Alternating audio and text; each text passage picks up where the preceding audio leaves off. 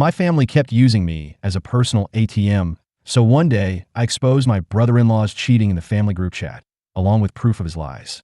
Chaos erupted. My sister was devastated. My parents were in denial, and my brother-in-law's parents called him pure-hearted. I canceled all the loans I co-signed for them, leaving them scrambling. They begged for forgiveness, but I was done. My sister texted, "How could you do this to me?" And my parents pleaded, "We're your family." But I told them, family doesn't treat each other like this. The living room felt suffocating, the air thick with tension as I stood there, my phone trembling in my hand. The screen glowed brightly, displaying a photo that felt like a knife twisting in my chest. There they were, my parents, my sister, her 2 kids, and my brother-in-law, all smiling on a sunlit beach, the waves crashing behind them. The caption read, "Family vacations are the best. So grateful for these moments." My stomach churned. Just a week ago, my parents had sat me down at this very table, their faces drawn with what I now realized was fake concern. "We're so sorry," my mom had said, her voice soft but dismissive. "We just can't afford to take you this year. Times are tough, you know. Maybe next year." Next year. Always next year. I couldn't hold it in anymore. My feet carried me to the kitchen, where my parents were sipping tea, their faces calm and unbothered. My sister and her husband were lounging on the couch, scrolling through their phones like nothing was wrong. "Care to explain this?" I demanded, my voice shaking as I thrust my phone toward them. My mom glanced at the photo, her expression barely flickering. "Oh, that. Well, your sister's kids really wanted to go, and we couldn't say no to them. You understand, don't you?" "Understand?" My voice rose, sharp and brittle. "You told me you couldn't afford it. Do you have any idea how much I've done for this family? I paid for her honeymoon." I jabbed a finger toward my sister, who flinched but didn't meet my eyes. "I've covered school fees for her kids, bought them gifts, thrown birthday parties, and you all act like it's nothing. You even let them believe it was you or his parents who paid for everything." I turned my glare to my brother-in-law, who leaned back on the couch, smirking like this was some kind of joke. "Oh, here we go again," he drawled, his voice dripping with mockery. "Always playing the victim." "Playing the victim?" I shot back, my voice cracking under the weight of my anger. "I've been the one holding this family together, and all I get in return is being pushed aside like I don't matter." My dad stood up abruptly, his chair scraping against the floor. "Enough," he barked, his face red with frustration. "You're always so dramatic. If you're so unhappy, maybe you should just leave." The words hit me like a slap. I took a step back, my chest tightening as I struggled to breathe. "Maybe I should," I said, my voice low but steady, "because clearly I'm not wanted here." My sister finally spoke up, her tone icy and dismissive. "You're overreacting. It's just a vacation. You're an adult. You don't need to be included in everything." "It's not about the vacation," I shouted, my voice echoing through the room. "It's about the fact that you all treat me like I'm invisible unless you need something from me. And then you act like I'm the problem when I call you out on it." The room fell silent, the weight of my words hanging in the air. My mom looked away, her lips pressed into a thin line. My dad crossed his arms, his jaw clenched. My sister just shook her head like I was some unreasonable child throwing a tantrum. And my brother-in-law, he smirked, his eyes glinting with amusement, as if my pain was nothing more than entertainment. That smirk was the final straw. "You know what? Fine," I said, my voice trembling but firm. "If that's how you feel, then I'm done. I'm done giving everything to people who don't appreciate me." I turned on my heel and walked out, the sound of my footsteps echoing in the silence. The front door slammed behind me, the sound reverberating through my chest as I fought back the tears burning in my eyes. I wouldn't cry. Not here. Not in front of them. I went to my place, and as I lay on my bed, I kept remembering their smug faces and the way they treated me. Memories that now clawed their way to the surface, demanding to be seen. I thought about the day my sister went into labor. It was supposed to be a joyous occasion, but for me, it was the beginning of a betrayal I couldn't yet name. My brother-in-law had called me that morning, his voice rushed and panicked. "I'm stuck at work," he said. "There's a huge project deadline, and I can't leave. Can you go to the hospital and stay with her until I get there?" Of course, I said yes. I always said yes. I rushed to the hospital, where my sister was already in the delivery room. I held her hand, wiped her forehead, and reassured her when the contractions came. I ran errands, grabbing snacks, filling out paperwork, and even paying the hospital bills when the receptionist said the insurance hadn't cleared yet. I didn't mind. This was family. This was what we did for each other. But then, hours later, my brother-in-law's parents arrived. They swept into the room like royalty, their eyes scanning the scene with disapproval. When they saw me, their lips curled into sneers. "Oh, it's you," his mother said, her tone dripping with condescension. "Don't you have a job? Or are you just always lurking around, waiting to play the hero?" I bit my tongue, refusing to let her words sting. "I'm here because your son couldn't be," I said evenly. "Someone had to take care of her." His father scoffed. "Take care of her? That's what nurses are for. You're just good at making excuses and acting like you're indispensable. Our son paid for all of this anyway." I froze. "What are you talking about? I just paid the hospital bill an hour ago." They exchanged a glance, their expressions smug. "Oh, please," his mother said, waving a hand dismissively. "Our son handles everything. You're just here to look good." I wanted to argue, to show them the receipts, to prove them wrong. But before I could, my brother-in-law finally showed up, his shirt wrinkled and his hair disheveled. He didn't even look at me. Instead, he went straight to his parents, hugging them and thanking them for coming. "I'm so sorry I'm late," he said, his voice full of fake regret. "Work was insane, but I'm here now." I wanted to scream. I wanted to tell them the truth, that he hadn't been at work, that he'd been with another woman while his wife was in labor. I'd seen the text on his phone when I'd gone to grab his charger from his bag, but I didn't say anything. I stayed silent, just like I always did. Later, when my sister was resting and the baby was finally here, I confronted him in the hallway. "I know where you were," I said, my voice low but sharp. "You weren't at work. You were with her." He didn't even flinch. Instead, he smirked, his eyes cold. "So what? Are you going to tell her? Ruin this happy moment? Go ahead. But we both know you won't. You care too much about this family to tear it apart." He was right. I didn't say a word.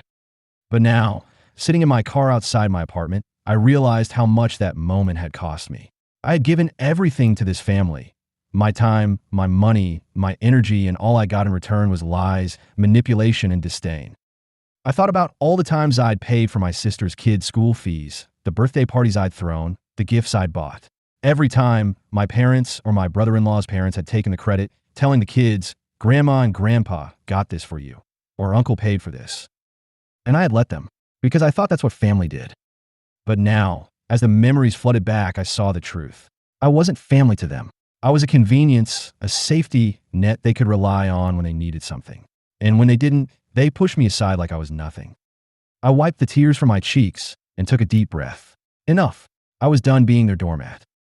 It was time to take back my life. The days after the confrontation were a blur of anger and numbness. I tried to distract myself.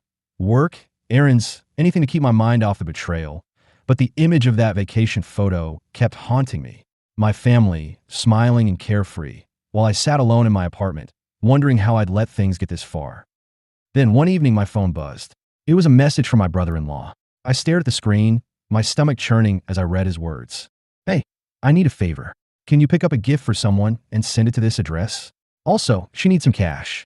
Just transfer it to her account. You got my back, right?" My jaw clenched.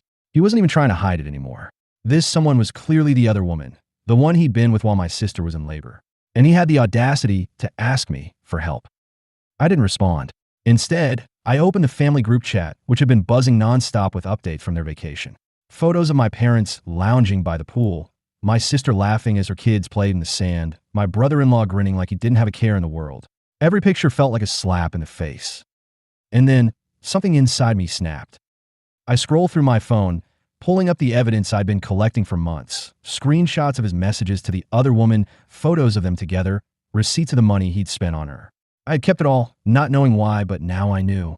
It was for this moment. I took a deep breath and started typing. "Since you're all having such a great time without me, I thought I'd share something that might make your vacation even more memorable." I attached the screenshots, the photos, everything. My fingers hovered over the send button for a moment, my heart pounding in my chest. Then I pressed it. The response was immediate. "What is this?" my sister texted, her message popping up first. "This has to be fake," my brother-in-law's mother chimed in. "Our son would never do something like this." My brother-in-law's messages came in rapid succession, each one angrier than the last. "You're lying. This is all photoshopped. How dare you try to ruin my family?" I didn't respond. Instead, I watched as the group chat exploded. My sister's messages grew more frantic, her disbelief turning to heartbreak. "Is this true? Tell me this isn't true," she wrote, tagging my brother-in-law. He responded with more denials, his tone growing increasingly defensive. She's just jealous. She's always been jealous of us. Don't let her manipulate you.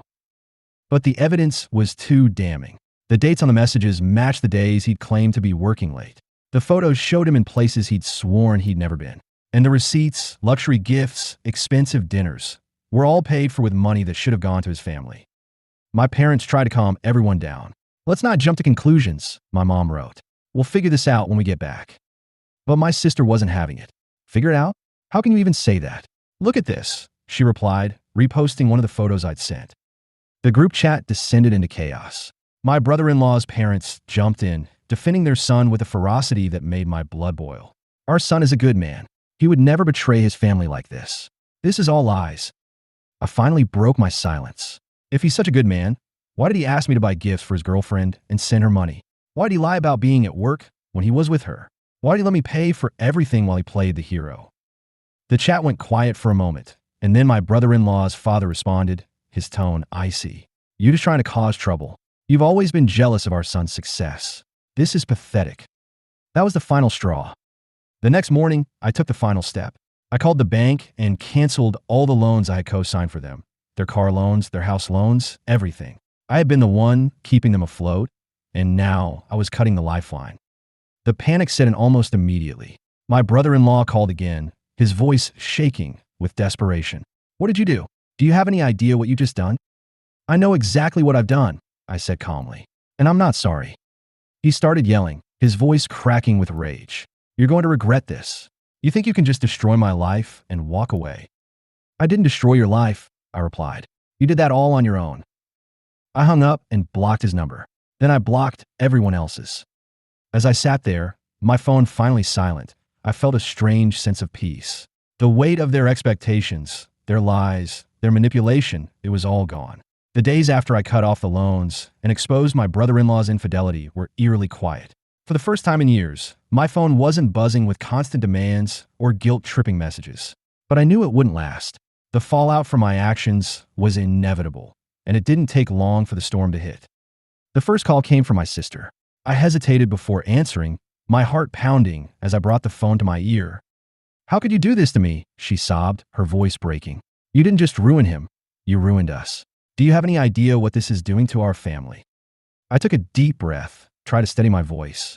I didn't ruin anything. He did that himself. I just showed you the truth. The truth, she cried. You humiliated me in front of everyone. You could have told me privately, but instead, you blasted it in the group chat like some kind of spectacle. And if I told you privately, would you have believed me? I asked, my tone sharper than I intended. Or would you have brushed it aside like you always do? She didn't answer. The silence on the other end of the line was heavy, filled with unspoken accusations and regrets. Finally, she whispered, I don't know what to do. The kids are asking questions. They don't understand why Daddy's not here. My heart ached for her, for the kids, but I couldn't let myself be pulled back into the chaos. I'm sorry, I said quietly, but this isn't my mess to fix. The next call came from my parents. They sounded tired, their voices weighed down by the strain of the past few days. We need your help, my dad said, his tone uncharacteristically soft. The bank called. The loans are canceled, and we don't have the money to cover the payments. We're going to lose the house if we don't figure something out. I clenched my fists, trying to push down the guilt that threatened to surface. I'm sorry, I said again, though the words felt hollow. But I can't keep bailing you out. Not after everything. We know we've made mistakes, my mom chimed in, her voice trembling. We shouldn't have taken you for granted. But please, don't punish us like this. We're your family. Family, I repeated, my voice rising. Family doesn't lie to each other. Family doesn't use each other. And family sure as hell doesn't dismiss someone who's done nothing but give and give and give. There was a long pause before my dad spoke again. We're sorry, he said, his voice barely above a whisper. We didn't realize how much we were hurting you. But we can fix this. We could do better. I wanted to believe them. I really did. But the wounds were too fresh, the betrayal too deep. I need time, I said finally. I need space. I can't be the one to fix everything anymore. The calls kept coming. My brother-in-law's parents, my sister again, even my brother-in-law himself, though I refused to answer his calls. Each conversation was the same. Apologies, pleas for help, promises to change. But the damage was done. The final call came late one night. It was my sister again, her voice barely audible through her tears. "I'm sorry," she whispered, "for everything, for not seeing how much you've done for us, for not standing up for you. I don't know how to fix this." "You don't have to fix it," I said gently.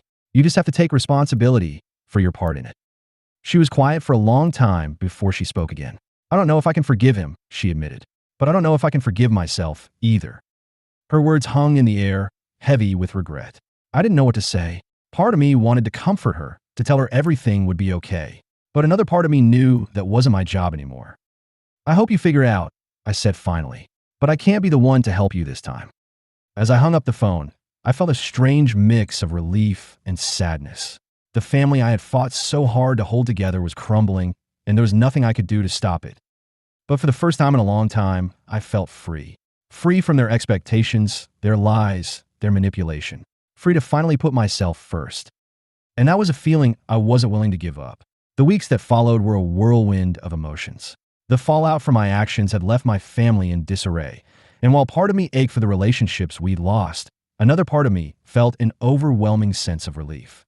For the first time in years, I wasn't carrying the weight of their expectations, their lies, or their manipulation. I was finally free. I spent those weeks focusing on myself. I threw myself into work, taking on projects I'd been too exhausted to pursue before.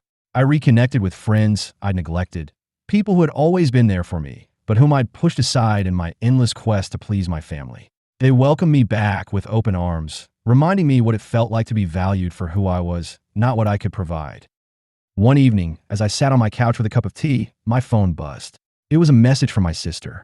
I hesitated before opening it, unsure if I was ready to face whatever she had to say.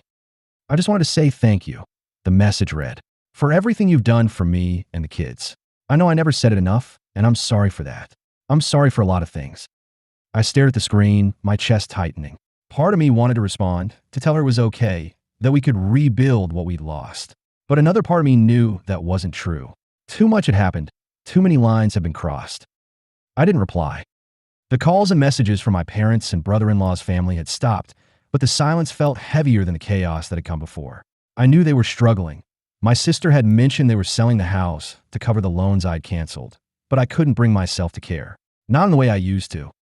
One afternoon, I ran into an old family friend at the grocery store. She looked at me with a mix of pity and curiosity. "I heard about what happened," she said, her voice low. "Your parents are really struggling.